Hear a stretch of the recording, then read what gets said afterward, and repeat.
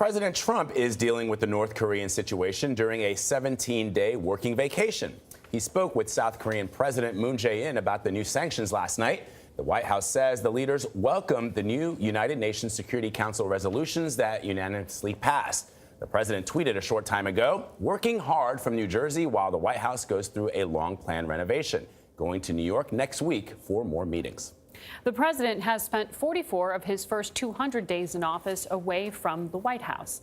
At the same point in his presidency, Barack Obama had spent 21 days outside the White House. President George W. Bush was away for 67 days. Major Garrett is traveling with the president with a look at how Mr. Trump's time away compares to those other presidential vacations. And Major, you've experienced many of them yourself. Indeed, I have. Good morning. Now, President Trump says this is not really a vacation, it's a working effort. And the White House contends that he's only here in New Jersey because of renovations, structural and cosmetic, going on at the White House. But so far, this vacation looks a lot like its modern presidential predecessors. No public events, no briefings, and some criticism. I promise you, I will not be taking very long vacations if I take them at all. There's no time for vacation. At the time, I remember saying he's going to find that that is just not true.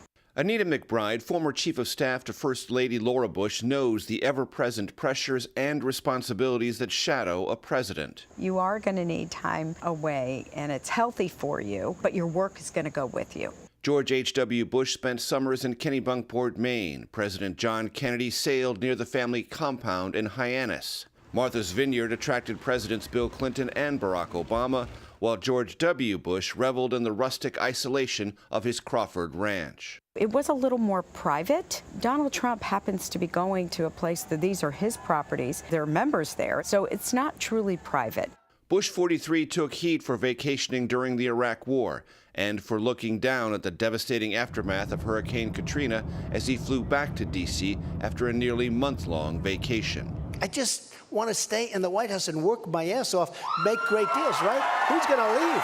As was so often the case, Mr. Trump singled out President Obama for criticism. In 2011, Mr. Trump tweeted, "Barack Obama played golf yesterday. Now he heads to a 10-day vacation in Martha's Vineyard.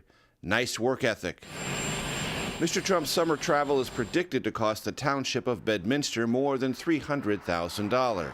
This is a very different situation than previous presidents, where there are family members who are official members of the staff as well. So they have not only security, but they have staffs. It adds up.